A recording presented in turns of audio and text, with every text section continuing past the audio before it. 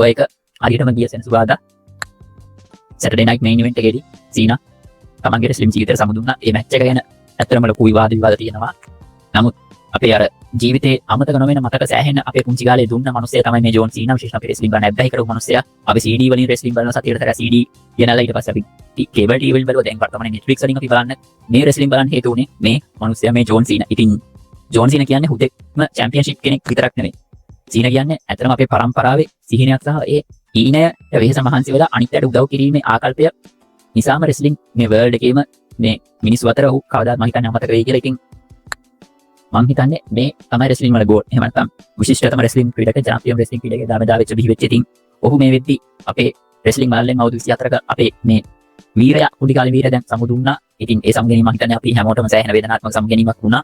අපි හැමෝටම මේ මැච් එක බලපු ටීවී එකේ ඉඳන් හරි ලයිව් හරි බලපු හැමෝටම එහෙමයි. ඉතින් සීනාගේ සයිටෙන් අපිට මොකක්ද ඒවල් ගන්න පුළුවන්. මේ සීනා නෙව ගිව් අප් කිව් එක ඇත්තටම සෑහෙන ඔප්පු කරපු මිනිස්සෙක්.